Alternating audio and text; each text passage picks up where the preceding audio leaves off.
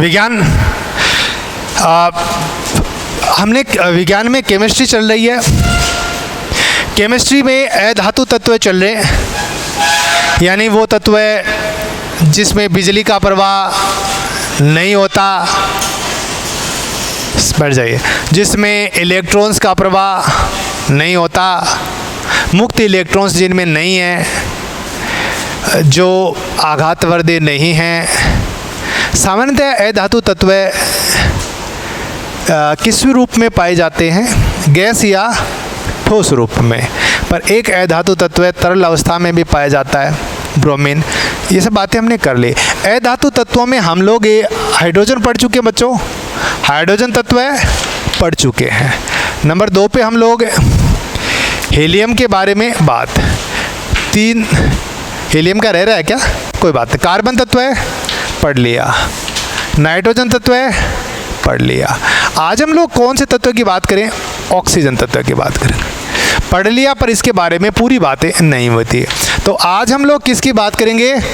Oxygen की बात करेंगे। तो देखिएगा, ऑक्सीजन तत्व है।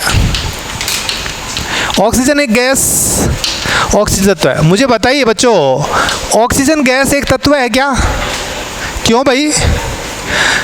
जिस पदार्थ के सारे परमाणु एक जैसे हो उसे क्या कहते हैं? तत्व है। तो ऑक्सीजन गैस तत्व है। अच्छा, मीथेन गैस तत्व है क्या? मीथेन गैस का सूत्र बताओ। CH4। इसमें कार्बन और हाइड्रोजन 2 प्रकार के परमाणु हैं, इसलिए वो तत्व नहीं है। तो फिलहाल जिसमें एक जैसे परमाणु हो उसे तत्व कहते हैं। जिनमें धातु के गुण नहीं हो उसे अधातु कहते हैं। अधातु में आज हम ऑक्सीजन पढ़ रहे हैं। ऑक्सीजन हमारी प्राणवायु है ना। ऑक्सीजन के बारे में क्या क्या कहेंगे? सबसे पहले तो पहली बात कि ये हमारी प्राणवायु है। और ऑक्सीजन तत्व में O2 बराबर क्या है? ये ऑक्सीजन गैस है। तो सारी बातें हम यहाँ पर ज़्यादातर बातें किसकी करेंगे? ऑक्सीजन तत्व में ऑक्सीजन गैस की बात करेंगे। O2, ऑक्सीजन गैस का सूत्र क्या हो गया? O2। बताइए, ऑक्सीजन गैस के एक कण में ऑक्सीजन के कितने परमाणु हैं? 2। ये ऑक्सीजन गैस का एक कण है, एक अणु है। यानी बोतल में ऑक्सीजन गैस भर ली तो बोतल खोलते ऑक्सीजन गैस के छोटे छोटे कण हैं वो अलग अलग होने लग जाते हैं। तो प्रत्येक कण जो ऑक्सीजन के अलग अलग बिखरते हैं उसे तो ऑक्सीजन के अणु कहते हैं। और ऑक्सीजन के उस प्रत्येक कण या अणु का सूत्र क्या होता है? O2। यानी उस प्रत्येक कण या अणु में ऑक्सीजन के 2 परमाणु। फिलहाल मैं बात करता हूँ कि वायुमंडल में ऑक्सीजन कितने प्रतिशत है?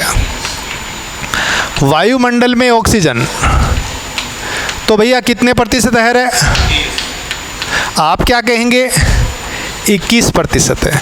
वैसे तो एग्जैक्ट तो लगभग 20.29% के आसपास, पर ठीक है, आप इसे 21% कह सकते हैं। ठीक है जी।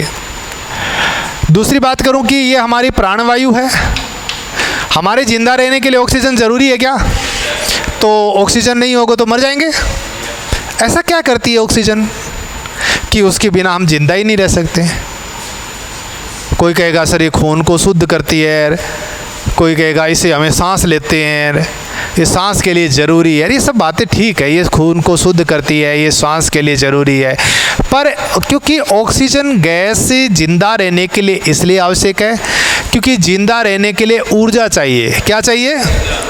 और ऑक्सीजन गैस हमारे भोजन के साथ मिलकर और भोजन का ऑक्सीकरण करती है और ऊर्जा बनाती है। यानी ऑक्सीजन का मुख्य काम है शरीर में ऊर्जा बनाना। भाई एक तो हमें सांस चाहिए, एक हमें भोजन चाहिए। 2 चीज़ें मिल जाती है तो हम जिंदा रह जाते हैं। क्योंकि भोजन और सांस की ऑक्सीजन दोनों शरीर में मिलकर के क्या बनाते हैं? ऊर्जा बनाते हैं। इस शरीर के अंदर बनने वाली इस ऊर्जा का नाम क्या होता है? भाई हम जो खाना खाते हैं, जो भोजन है, उसके साथ शरीर के अंदर ऑक्सीजन मिलती है और इसे कहते हैं भोजन का ऑक्सीकरण होना। और इससे ऊर्जा बनती है, उस ऊर्जा से हम जिंदा रहते हैं। इसलिए यदि ऑक्सीजन नहीं मिलेगी तो भोजन का ऑक्सीकरण नहीं हो पाएगा, ऊर्जा नहीं बनेगी, हम मर जाएंगे। वो ऊर्जा कौन सी है जो बनती है ऑक्सीजन के द्वारा? ATP। नाम सुना है आपने? ATP यानी एडिनोसिन ट्राइफॉस्फेट। वह बात हम कहीं दूसरे टॉपिक में लेंगे उसकी। ये प्राणवायु है। अच्छा, श्वसन के लिए प्राणवायु है।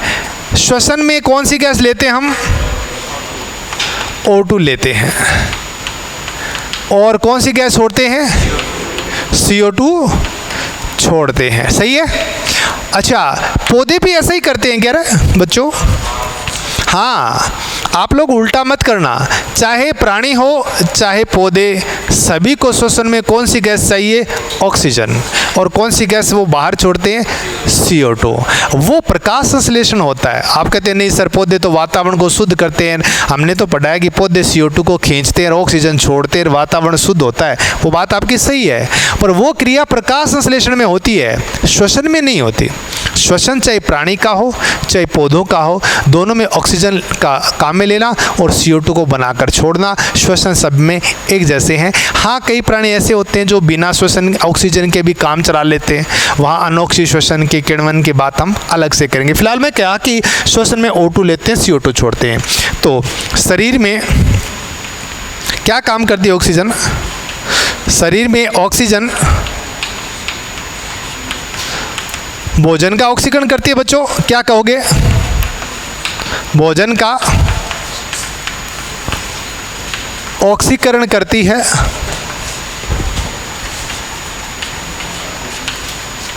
वह ऊर्जा बनाती है। तो इसी ऊर्जा से तो हम जिंदा हैं। सही है बात। आपसे सवाल पूछ लिया कि शरीर में ऑक्सीजन क्या काम करती है, आप कहेंगे ये हमारे शरीर के अंदर भोजन का ऑक्सीकरण करती है, ऊर्जा। भोजन का ऑक्सीकरण का इतना मतलब समझ लें कि ऑक्सीजन भोजन आपस में मिल जाते हैं। तो ये अच्छा, ये इस ऊर्जा का नाम क्या है? ATP। ये कौन सी ऊर्जा बनती है? और ATP का पूरा नाम है एडिनोसिन ट्राइफॉस्फेट। तो सवाल यहाँ अभी यही बना कि वायुमंडल में ऑक्सीजन कितने प्रतिशत, ऑक्सीजन क्यों जरूरी है? ठीक है। अच्छा, ऑक्सीजन के लिए और देखिए आपकी पौधे प्रकाश संश्लेषण की क्रिया में कौन सी गैस लेते हैं बच्चों, कौन सी छोड़ते हैं? मैं सवाल पूछे हैं, सवाल ये है क्वेश्चन कि वायुमंडल में ऑक्सीजन का स्रोत क्या है? सवाल है वायुमंडल में ऑक्सीजन का स्रोत क्या है? ऑक्सीजन का स्रोत क्या है? अरे वायुमंडल में ऑक्सीजन कहाँ से आती है? तो इसका आंसर क्या कहोगे? प्रकाश संश्लेषण की क्रिया। कौन सी क्रिया? पेड़ पौधों में भोजन बनाने की क्रिया को क्या कहते हैं? बोटनी वाले टॉपिक को हम लेते हैं कि पौधे सूर्य के प्रकाश में अपना भोजन बनाते हैं ना, इसको कहते हैं प्रकाश संश्लेषण की क्रिया। तो हमारे हवा में हम कहते हैं लगभग 20.21% ऑक्सीजन है, पर ये ऑक्सीजन आती कहाँ है? ये पेड़ पौधे छोड़ते हैं ऑक्सीजन को, इसी से तो वातावरण शुद्ध होता है। तो पेड़ पौधे कौन सी क्रिया के द्वारा ऑक्सीजन छोड़ते हैं? तो प्रकाश संश्लेषण। कौन सी क्रिया में ऑक्सीजन लेते हैं? श्वसन। सवाल है, प्रश्न है, पेड़ पौधे किस प्रक्रिया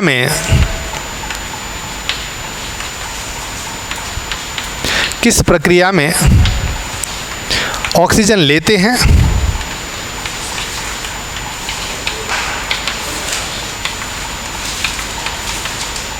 वह CO2 छोड़ते हैं? CO2 छोड़ते हैं। तो इसका जवाब क्या जाएगा? क्या जवाब जाएगा? प्रकाश संश्लेषण। अरे प्रकाश संश्लेषण की क्रिया, मैं यहाँ प्रकाश संश्लेषण की ज़्यादा जानकारी तो नहीं दूंगा, बोटनी में पढ़ेंगे किस प्रक्रिया में ऑक्सीजन लेते हैं। बिल्कुल बिल्कुल बिल्कुल। तो इसको काट दो, तो CO2 छोड़ते हैं, तो इसका जवाब तो श्वसन चला गया। बच्चे ने बिल्कुल कहा, ऑक्सीजन का लेना और छोड़ना श्वसन। बिल्कुल सही है। अब मैं सवाल पौधों की पूछूं कि पेड़ पौधे किस प्रक्रिया में ऑक्सीजन छोड़ते हैं? पेड़ पौधे किस प्रक्रिया में ऑक्सीजन छोड़ते हैं?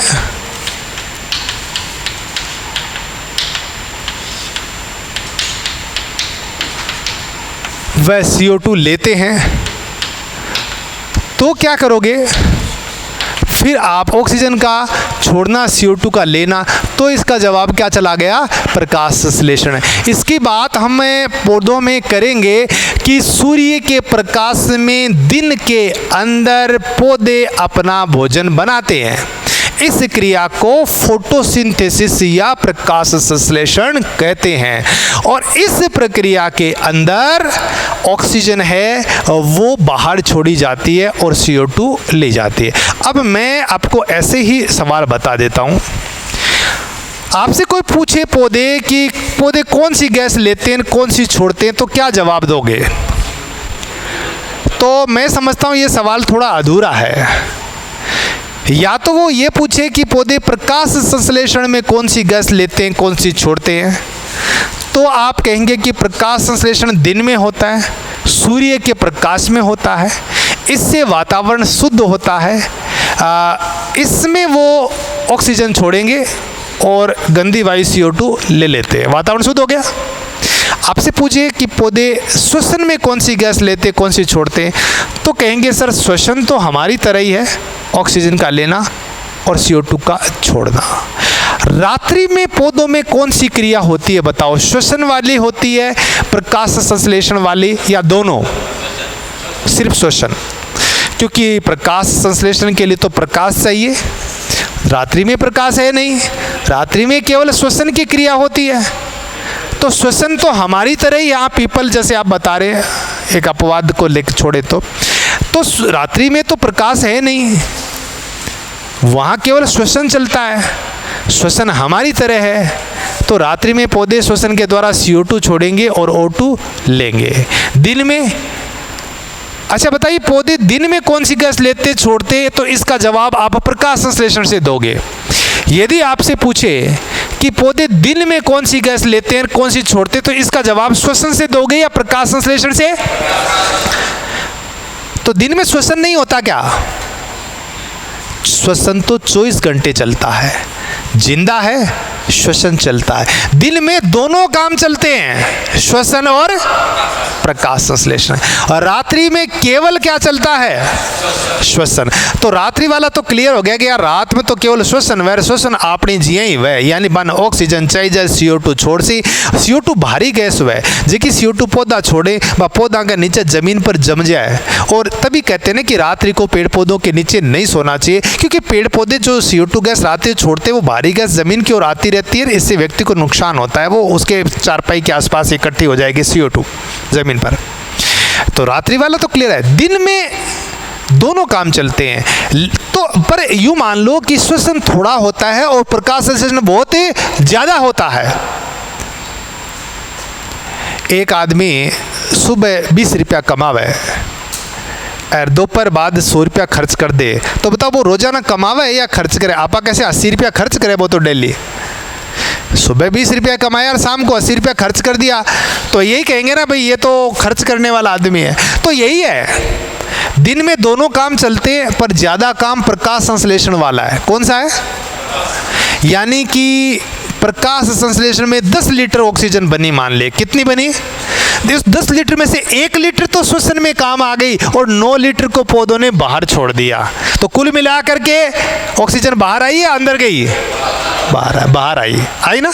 इसी प्रकार 10 लीटर पौधे ऑक्सीजन बना के छोड़ते हैं, तो पौधों को मान लीजिए 10 लीटर CO2 चाहिए।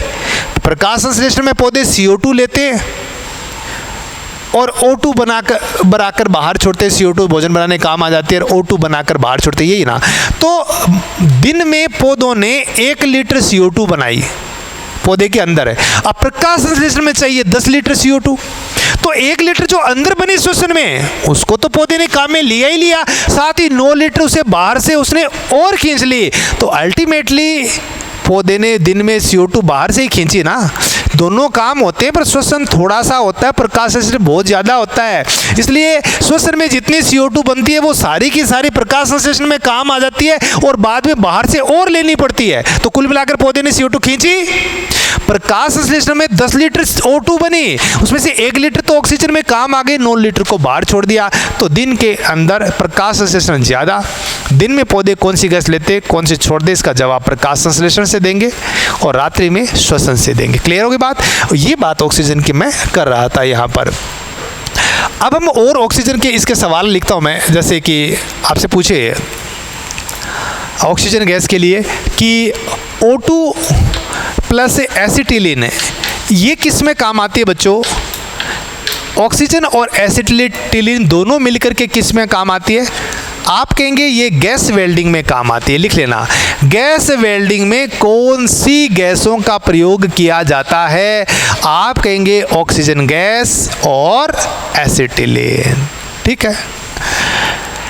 ऐसे सवाल मैं ये करूं आपसे कि O2 प्लस हीलियम गैस का प्रयोग कहाँ होता है? तो ये आप कर देंगे हॉस्पिटल में, गोताखोर, पर्वतारोही, सब जगह पर। अरे ऑक्सीजन और हीलियम हॉस्पिटल में गैस सिलेंडर में गैस हुए ना, ऑक्सीजन वालों सिलेंडर, तो भी अकेली ऑक्सीजन उसमें नहीं होती। अकेली ऑक्सीजन अंदर चली गई तो उसकी ऑक्सीडेशन की पावर बहुत ज़्यादा होती है, वो शरीर के अंगों को यूँ मान लें जला सकती है। तो अकेली नहीं, उसे मिक्स करके बेचते हैं। पहले तो ऑक्सीजन के साथ नाइट्रोजन शरीर में डालते थे, पर नाइट्रोजन ने खून में घुल जाती है और खून में बबल्स या बुलबुले बना देती है, जिससे दर्द होता है। कई बार कह ले मारे बाव आ गयो और बाव उसको सरक के हटा जाए और थोड़ा आगन और चल जाए कई बार, तो वो क्या है, खून के अंदर हवा का कोई बुलबुला बन गया जो वहाँ दर्द कर रहा है, और धीरे धीरे कई बार बुलबुला इधर उधर खिसकने भी लगता है। कई लोग ऐसे करके हेलो साहब ठीक हो गया, वो बुलबुला फूट जाता है। ऐसा होता है ना कई बार। तो मैं ये कहना चाहूँगा कि पहले ऑक्सीजन और नाइट्रोजन को मिलाकर शरीर में देते थे, पर नाइट्रोजन के कारण खून में बुलबुले बनते जिससे दर्द होता है, इसलिए ऑक्सीजन और हीलियम को मिलाकर के हॉस्पिटल के सिलेंडर में भी यही है। लिख लेना, हॉस्पिटल के सिलेंडर में ऑक्सीजन और हीलियम। गोताखोर पानी के अंदर जो जाते हैं ना आदमी, उनके सिलेंडर में भी ऑक्सीजन और हीलियम। और पहाड़ों पर जो लोग जाते हैं उनके सिलेंडर में भी क्या होती है, ऑक्सीजन और हीलियम होती है। ये बातें होगी। तो ऑक्सीजन के इस तरह से कई हमारे यूज कर लिए। ऑक्सीजन की खोज किसने की? तो ओपी लिख लो। ओपी का मतलब ओम प्रकाश हो गया क्या है? खोज। ओपी प्लस सीले दोनों लिख लो रे यार। इसकी खोज में ओपी, ओपी का मतलब ओम प्रकाश, सीले, ओ का मतलब क्या हो गया बच्चों? ऑक्सीजन। और पी का मतलब क्या हो गया? प्रिस्टले। ऑक्सीजन की खोज किसने की? प्रिस्टले ने और सीले दोनों ने। ऑक्सीजन की खोज बराबर लिख लो प्रिस्टले प्लस सीले। पहले तो सीधी सीधी लाइन लिख लो, ऑक्सीजन की खोज बराबर प्रिस्टले प्लस सीले। ओपी यानी प्रिस्टले और सीले दोनों हो गया। अच्छा, लोहे पर जंग लगने के लिए ऑक्सीजन के एक बार ओके बोर्ड क्लियर करते। लोहे पर जंग मैंने कि जंग लगने के लिए क्या ज़रूरी है? लोहे पर जंग लगना, तो इसमें भी बच्चों O2 प्लस क्या चाहिए? नमी चाहिए, है ना। तो इसमें भी ये काम करती है, लोहे पर जंग लगने के लिए ऑक्सीजन। अच्छा,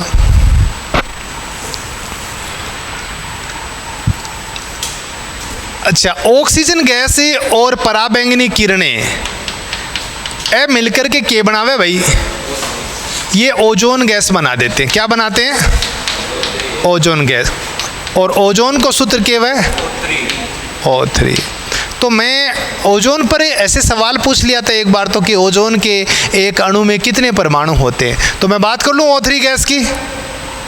देखो बच्चों, ये कीटाणुनाशक है। क्या है ये कीटाणुनाशक है ओजोन।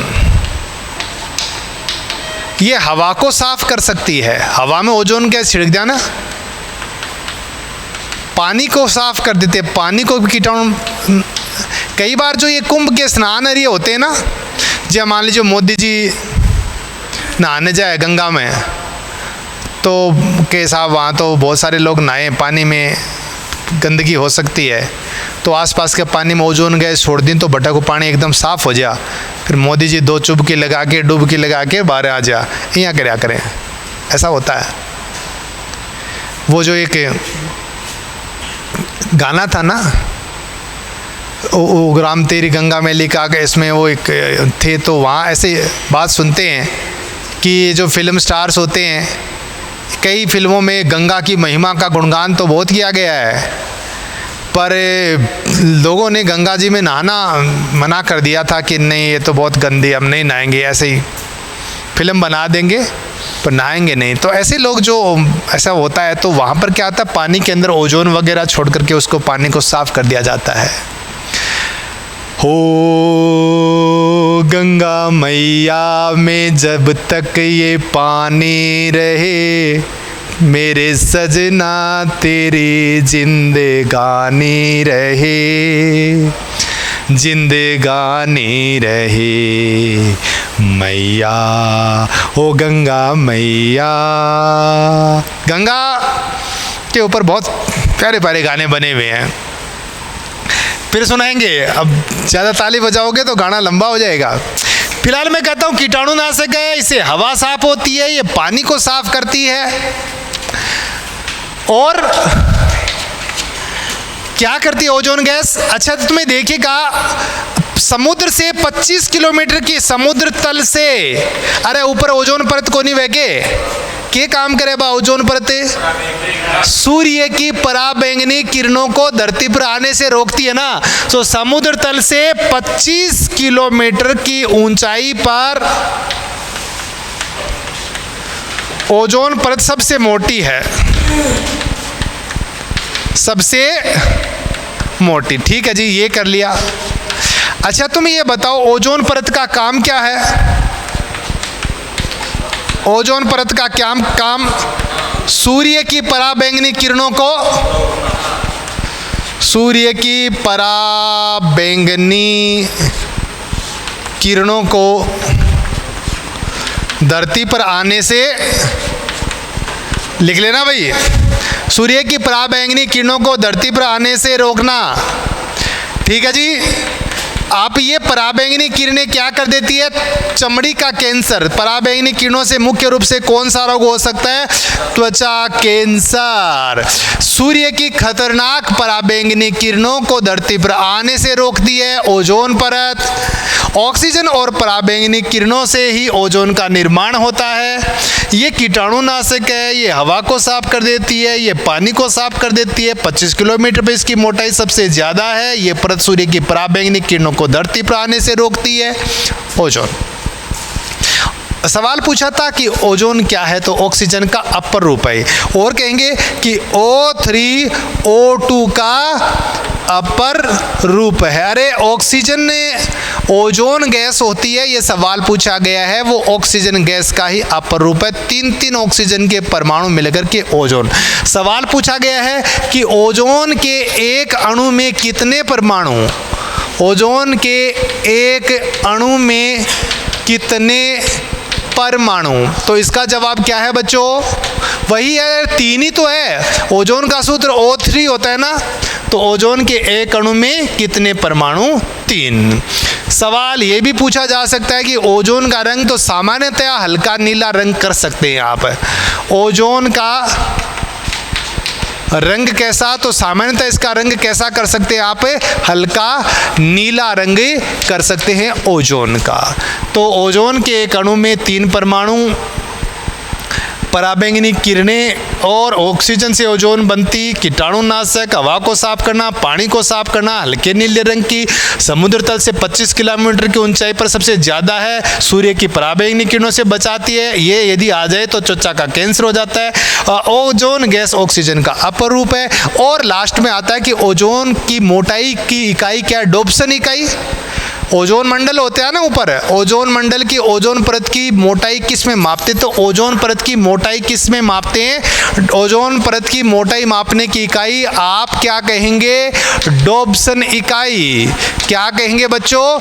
ओजोन परत की मोटाई मापने की इकाई बताइए। जवाब जाएगा डोप्सन इकाई। अभी कहते हैं ना ओजोन परत में छेद हो गया धरती की। अब मुख्य बात यह कि ओजोन परत में नुकसान हो रहा है। धरती के उत्तरी गोलार्ध में जो CFC क्लोरोफ्लोरोकार्बन या फ्रियोन, उससे ओजोन को नुकसान हो रहा है। तो धरती के दक्षिणी गोलार्ध में दक्षिणी ध्रुव के आसपास जहाँ इंसान नहीं रहता वहाँ हवाई जहाज़ों की ट्रेनिंग वगैरह दी जाती है। तो प्रशिक्षण के लिए जो जेट विमान उड़ाए जाते हैं धरती के दक्षिणी किनारे के आसपास, वहाँ उनका धुआं ओजोन को नुकसान पहुँचा रहा है। उत्तरी गोलार्ध में CFC रेफ्रिजरेटर का धुआं ओजोन को नुकसान पहुँचा रहा है। क्लोरीन गैस ओजोन को नुकसान पहुँचाती है। इसके अलावा ये जो ग्लोबल वार्मिंग वाली गैस है ना, CO2, CH4, ये भी कुछ हद तक ओजोन को नुकसान पहुंचाती है। तो अब हम करेंगे ओजोन को नुकसान किससे होता है। ओके।